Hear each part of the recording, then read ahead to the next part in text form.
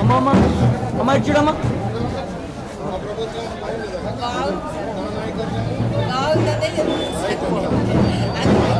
కొంచెం వెనక sir sir చూడండి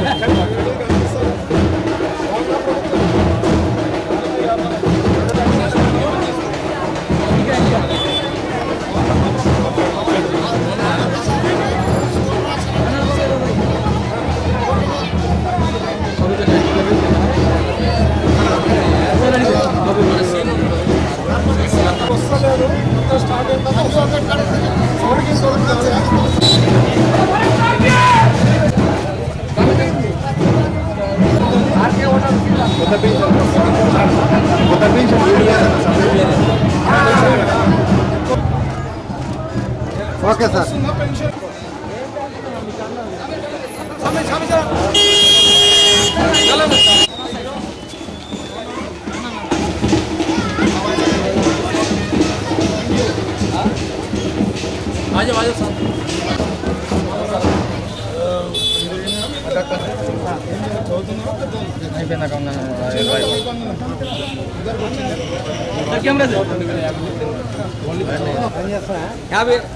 బాగున్నారా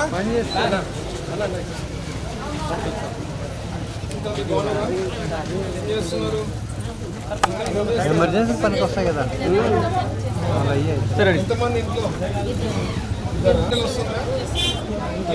కలిగి ఉంది స్టోర్ నెల వస్తుందండి. బాగుందా ప్రభుత్వం? చదవాలి ఇవన్నీ. కొంచెం వెనుక సత్యం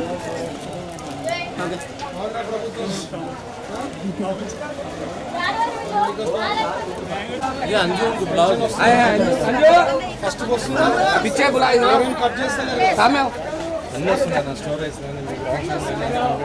కొంచెం వెనుక ఇటువైపురా కొంచెం ఇటువైపురా కొంచెం వెనుక సార్ సార్ వచ్చి వెనుక కెమెరా అందరూ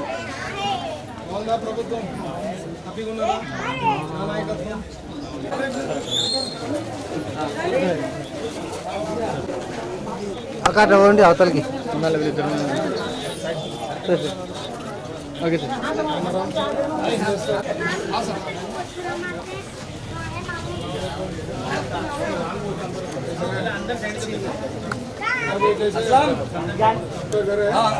కొంచెం వెనక సార్ కొంచెం వెనక సార్ రెడీ అన్న చూడండి ఓకే సార్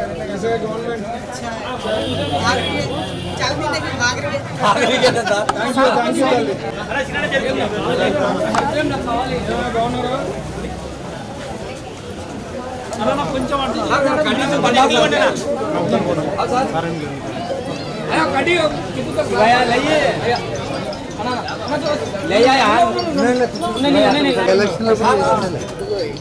అక్క ఒక ప్లేట్ ప్లేట్ తీసుకుంటాం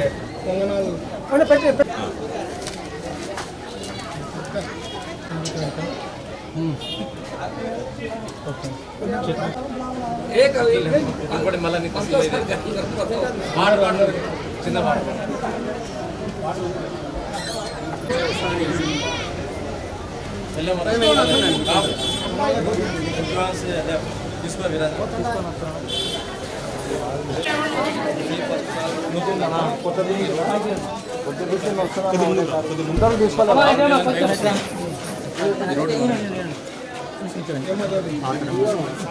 కొత్త పెన్షన్ టైం పడుతుందమ్మా. పెన్షన్ కొత్త స్టార్ట్ అయిన తర్వాత మిగతా కొత్తవి చేసినప్పుడు ఇంకా యాడ్ చేయలేదు.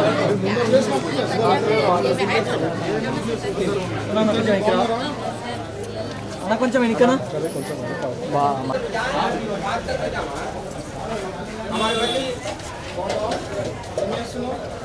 కొంచెం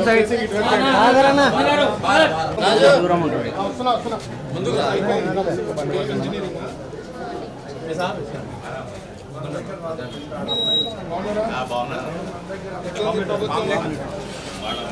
కొంచెం వెనక కాదరమా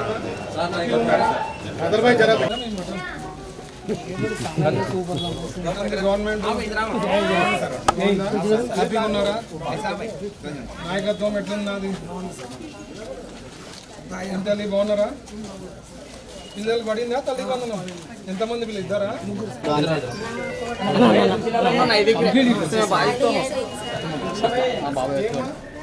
ఇంటి నిన్న ఆధార్ కార్డు అందరి పేరు కొడుకులు ముగ్గురు కొడుకులు ఇదే నంబర్ పెట్టుకొని ఆయన సొంతలో దిగిరి ఆధార్ కార్డు ఉన్నారా? నేను ఏదో చెప్పేసి వెళ్ళిపోవచ్చు 2 నిమిషాలు. నేను రేపు వచ్చేస్తుంది తల్లి అని అబద్ధాలు చెప్పి వెళ్ళిపోవచ్చు. టైం పడుతుంది తల్లి. ఇది నీది ఒక్కటి కాదు సమస్య, స్టేట్ వైడ్ ఉండే ఇష్యూ. అది అయిన తర్వాత గ్యారంటీ చేయించే బాధ్యత నాది. కొత్త పెన్షన్ కూడా రాలేదు, అది వచ్చిన తర్వాత కూడా సెట్ చేస్తాను. లేని పక్షంలో ఏదైనా ఉంటే నాకు వచ్చి చెప్పాలని నాకు తెలియదు కదా. లేకపోతే ఆఫీస్లో నేను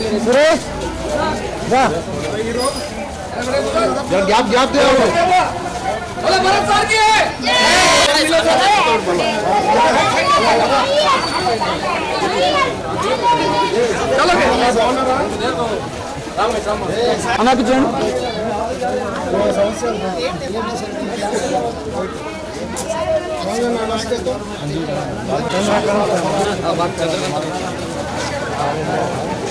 సరే అమ్మ బాగున్నారా?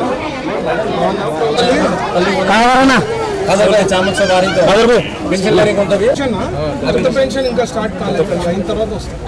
ఇప్పుడైతే పెన్షన్స్ ఉండే వాళ్ళంతా కరెక్ట్గా వస్తాం.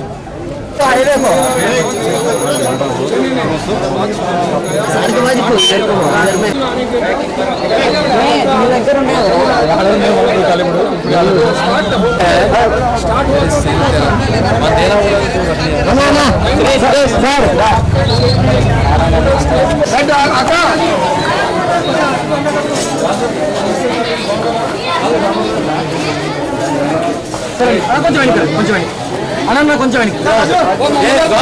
వెనక కొంచెం సరే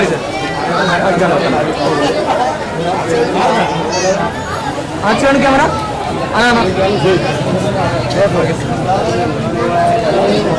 అప్లై చేసి వాళ్ళ పర్సంటేజ్ వస్తే అప్పుడు చూస్తాం.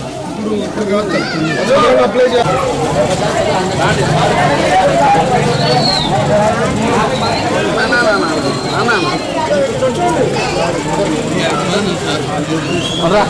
కొంచెం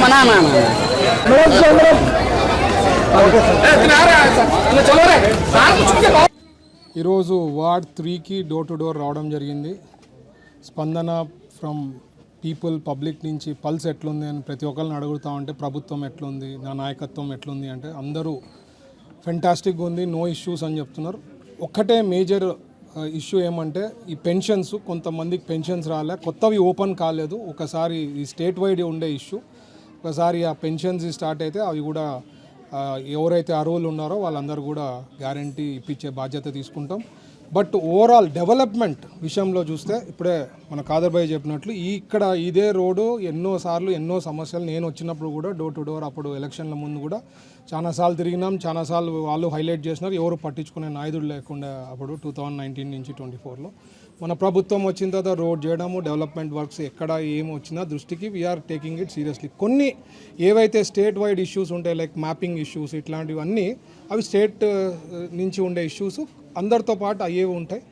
అట్లా కాకుండా మున్సిపాలిటీకి సంబంధించింది డెవలప్మెంట్ విషయంలో, స్మార్ట్ సిటీ డెవలప్మెంట్ విషయంలో మనము మన దృష్టికి వచ్చినా, మా వార్డ్ ఇన్ఛార్జ్ దృష్టికి వచ్చినా, వీళ్ళందరి దృష్టి రామాంజనేయులు గారు కూడా ఉన్నారు, ఈ దృష్టికి వచ్చినప్పుడు we are taking it forward and trying to complete all that works.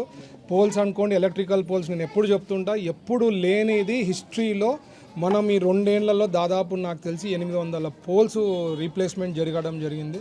ఎప్పుడు జరగలేదు అంత పెద్ద ఎత్తున. ఐరన్ పోల్స్ కానీ ఇట్లాంటివి అన్ని ఇష్యూస్ ఉండేవన్నీ కూడా సార్ట్అవుట్ చేయడం జరిగింది. అందరు కూడా చంద్రబాబు గారి లీడర్షిప్, మన ప్రభుత్వం పైన, ఎన్డీఏ ప్రభుత్వం పైన హ్యాపీగా ఉన్నారు. So that is the feedback from local and we are happy అండి. ఇంకా డెవలప్మెంట్ విషయంలో కూడా స్మార్ట్ సిటీ తగ్గట్టుగా చాలా వర్క్స్ ప్లాన్ చేస్తున్నాం. ఫ్యూచర్లో కూడా ఒక మంచి ఒక ప్లాన్డ్గా ఒక త్వరలో అది కూడా న్యూస్ ఇస్తాను.